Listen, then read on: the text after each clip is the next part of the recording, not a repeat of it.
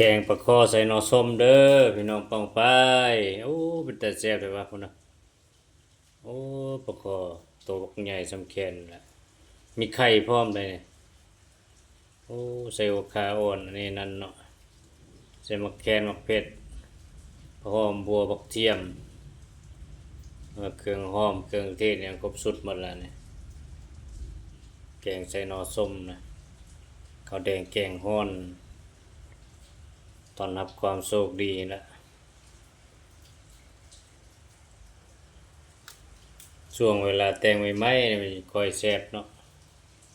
อาหารมันจึงดีต่อสุขภาพนะสำหรับผู้ใดที่ว่ารักษาสุขภาพเนี่ยเนาะ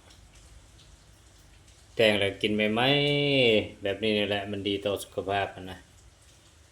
เอาไว้โดนหลายแล้วมันอาจจะบูดจะเน่าอหย่างอะนะ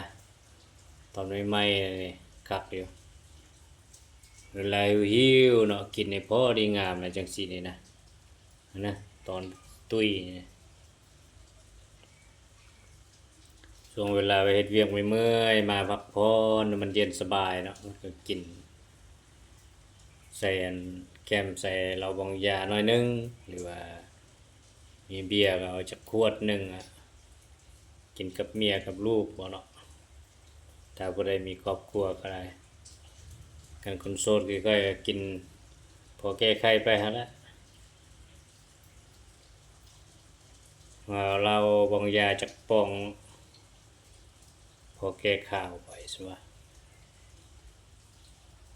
โอ้เต็มถ้วยแกงเลยอันนี้ก็ได้พอดีเลยขาดหนึ่งอันนี้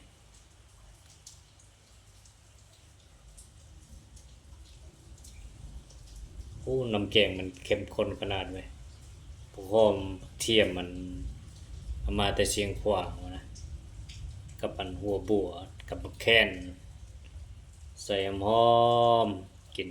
แซ่บๆเนาะอาหารการกินสำคัญที่สุดเลยต่อชีวิตการเป็นอยู่เนี่ย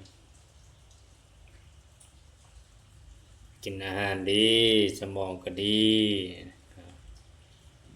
อาหารมันครบห้าหมู่เพราะว่าเฮานี่เอ้ย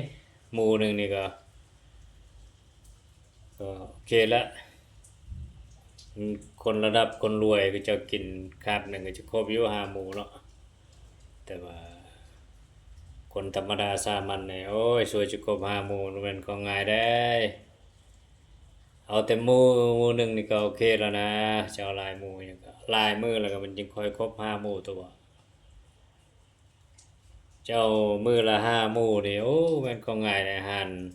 มันหลากหลายเด้ช้อนห้าหมู่นะระดับคนมีเงินมันก็จึงกินได้จังซั่นเนี่ยนะ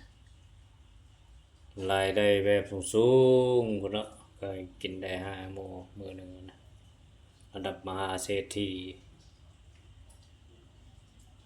นี่กินไปจังซี่แหละตามฐานะตัวเองแหละหาแล้วก็กินตามความกำลังความสามารถอย่างนั้นแหละโอเคละขอให้โชคดีเลือกกินแล้วแหละสำนี้ก็ได้